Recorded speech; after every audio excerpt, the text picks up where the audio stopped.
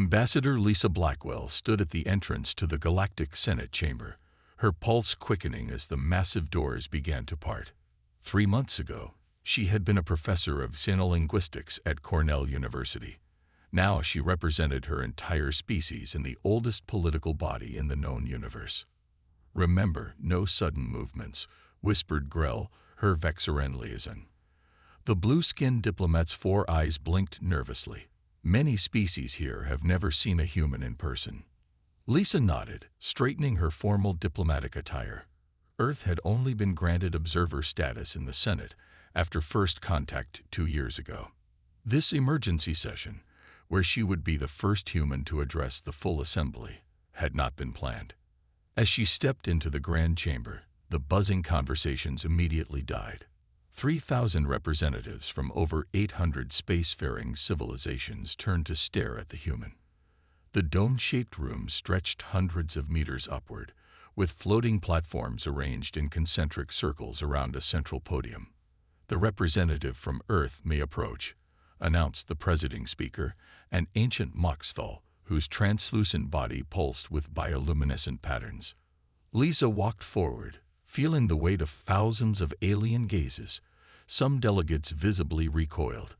Others leaned forward in curiosity. A few hurriedly left their platforms. "They fear you," Grell had explained during preparations. "Your species' history of violence, your rapid technological advancement, and your biological uniqueness make you concerning." As Lisa reached the podium, she realized the magnitude of what was about to happen. The Senate had convened this emergency session after intercepting transmissions from the Yarthak Imperium, the most aggressive military power in the sector, discussing plans to neutralize Earth before humans could expand beyond their solar system. Her job was to convince the Senate that humanity deserved protection under galactic law. And she had exactly 12 minutes to do it. 3 days earlier, Lisa had been summoned to the temporary Earth embassy on Luna Base. The small facility had been hastily constructed after first contact with the Vexaran exploration vessel that entered the solar system in 2043. "Ambassador Blackwell," said Admiral Frank Grayson, the head of Earth's Interstellar Relations Committee. His weathered face looked even more serious than usual. "We've received troubling information from our allies."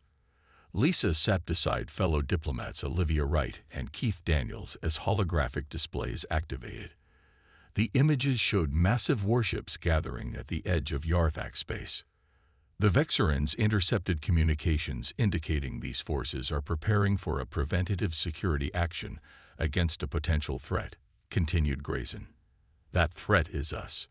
"But we've barely established a permanent lunar colony," Keith objected.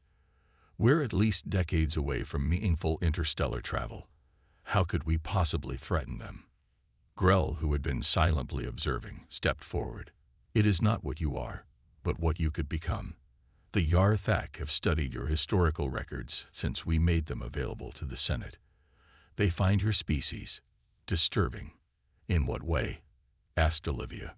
"Your adaptability, your resilience, your history of overcoming overwhelming odds." Grell's voice modulator conveyed something like admiration mixed with concern. "And most troublingly, your history of warfare." Lisa understood immediately. "They're afraid we'll become like them." "Precisely," said Grell.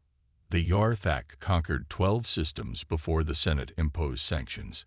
They project their own intentions onto emerging species." Admiral Grayson nodded grimly. "That's why you're being sent to the Senate, Ambassador Blackwell. The Vexarans have called an emergency session. You'll be the first human to address the full assembly." "What exactly am I supposed to say?"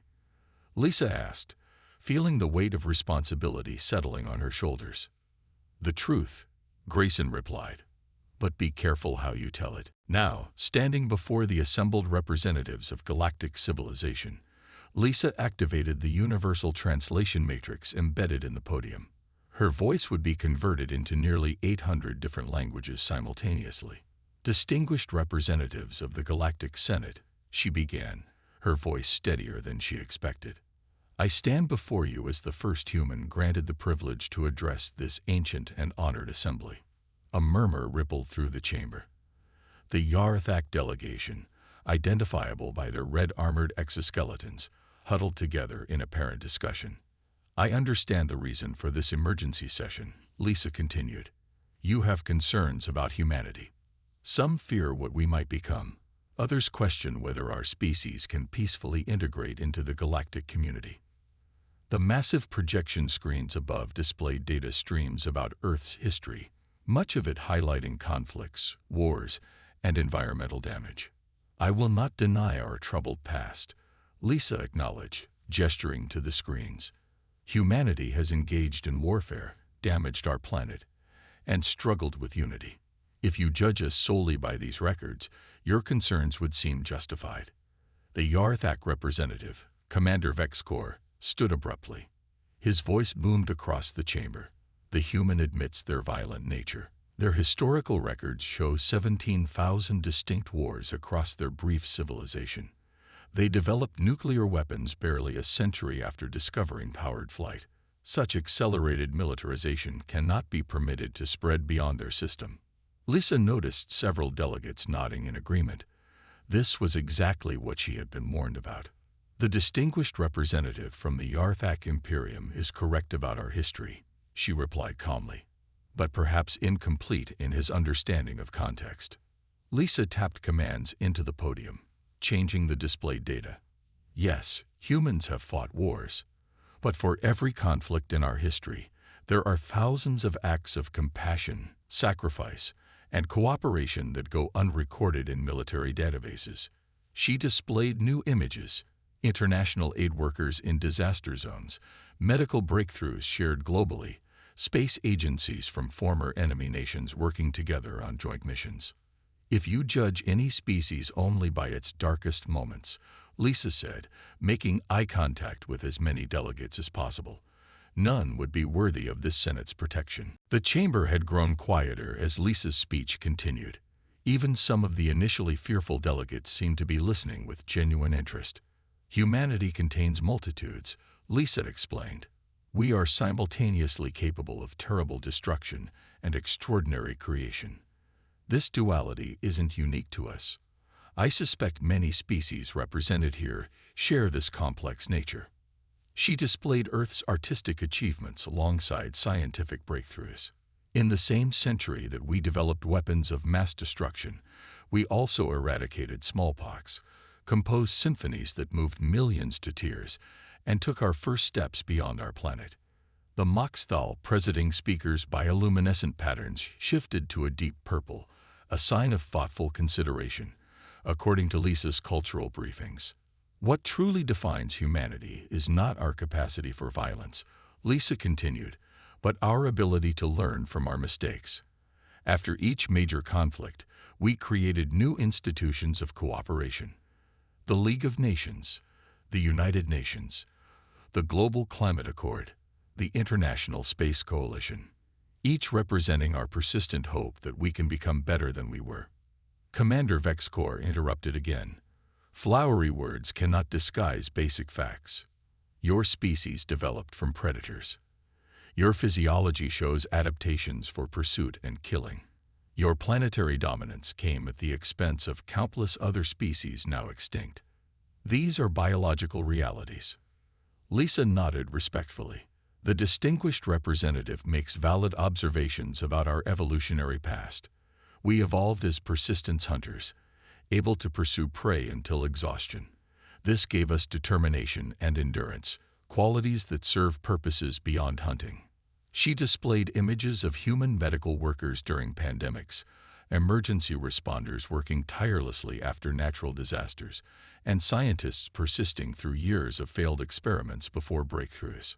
"The same persistence that made us effective hunters makes us unwilling to abandon the sick, give up on the lost, or accept that problems are unsolvable," Lisa explained.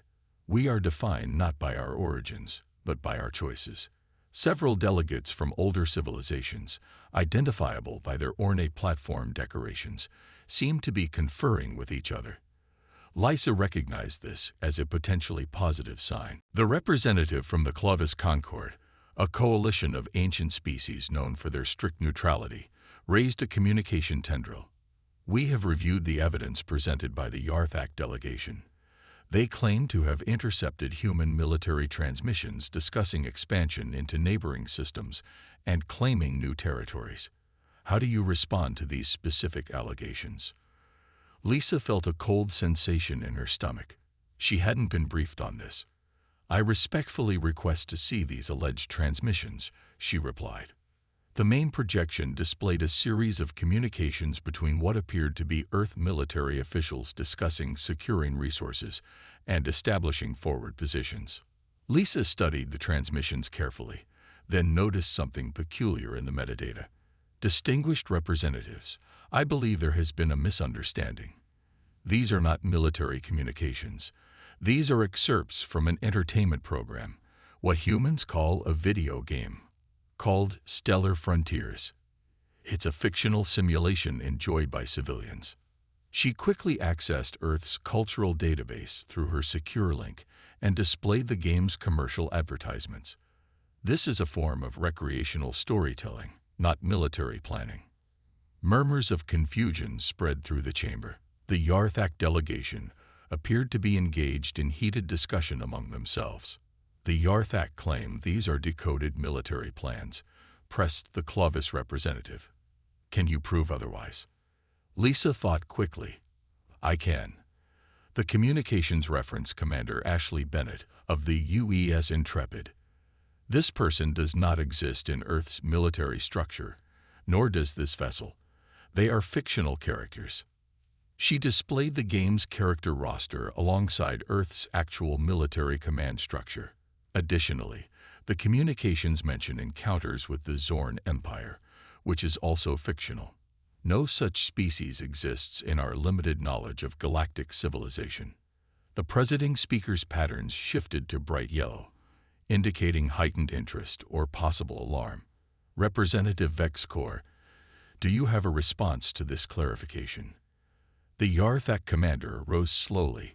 Our intelligence may have been imprecise in this specific instance. However, the fundamental concern remains valid. Humans show aggressive territorial tendencies and rapid technological advancement. Historical precedent suggests caution.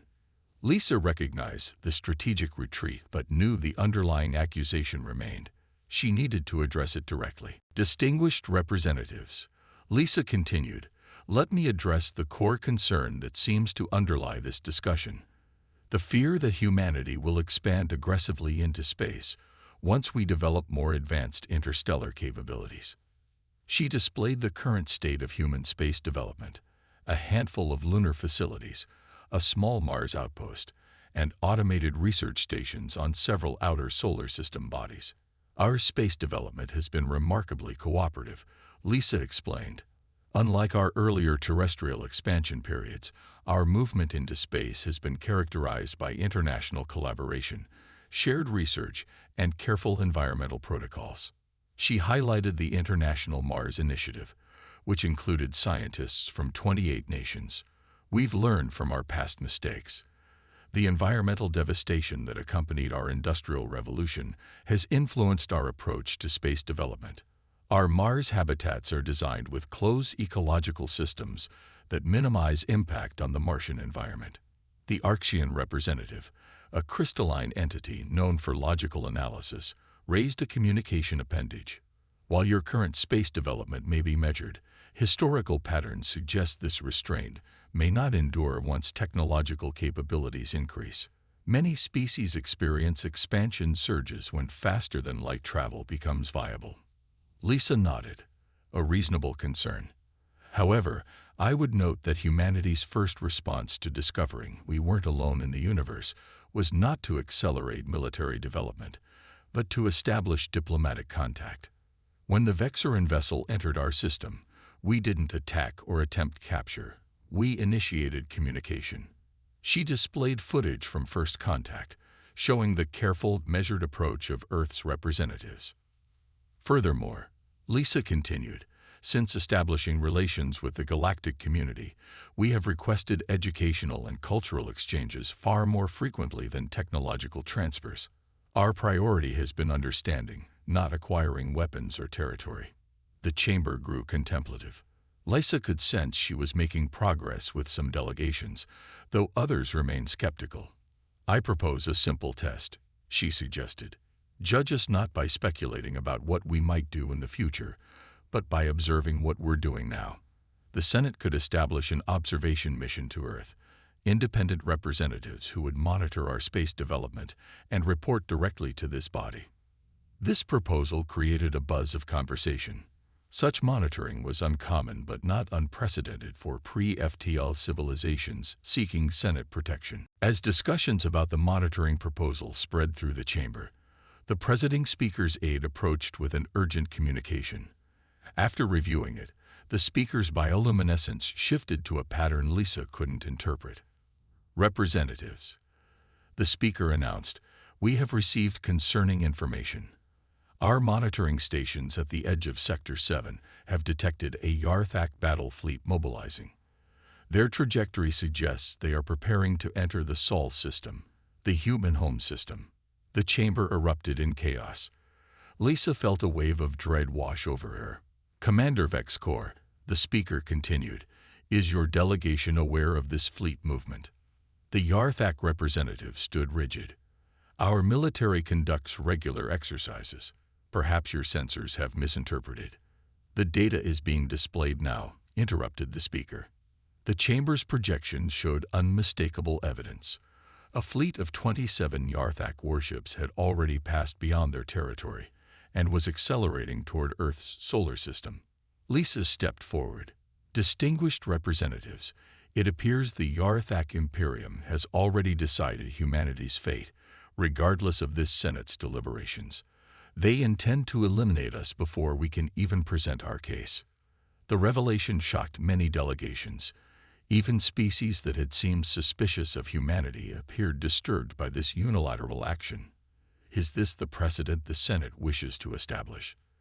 Lisa asked, her voice carrying across the now silent chamber. "That any established power can eliminate an emerging civilization based on fear of what they might become. Today, it's Earth.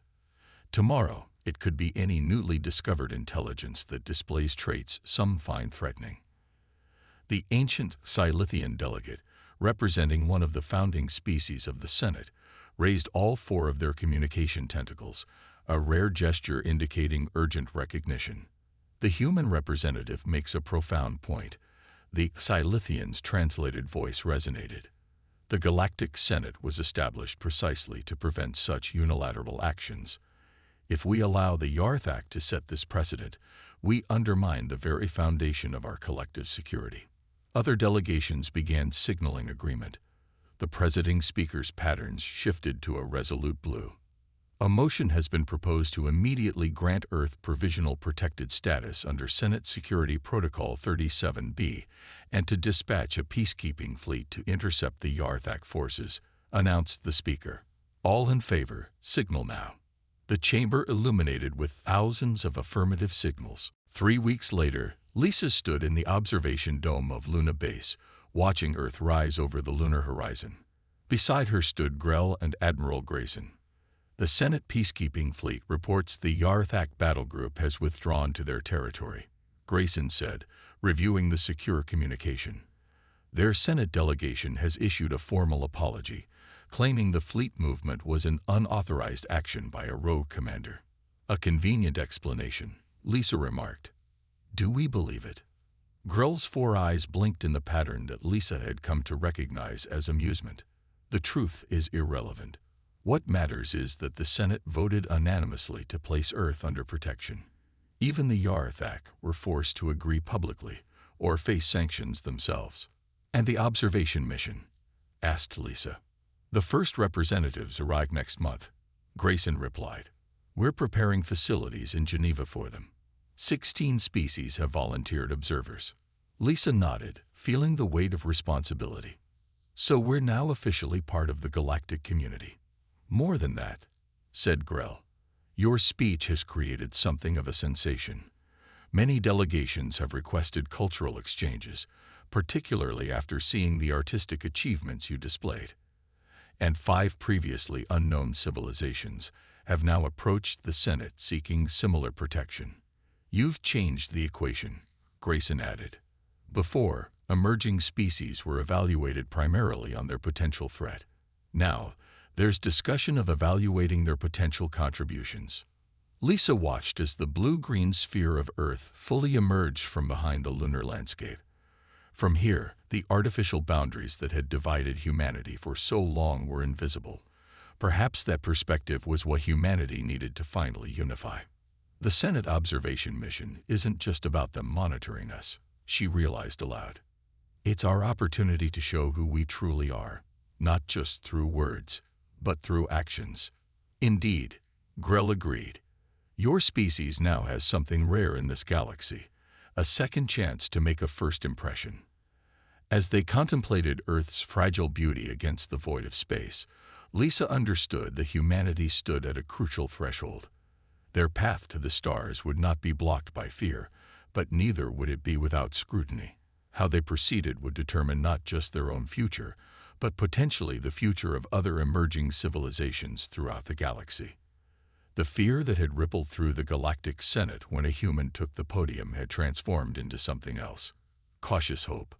And perhaps, Lisa thought, that was the most human emotion of all. 6 months after Earth gained provisional protected status, Lisa Blackwell found herself once again preparing to address the Galactic Senate.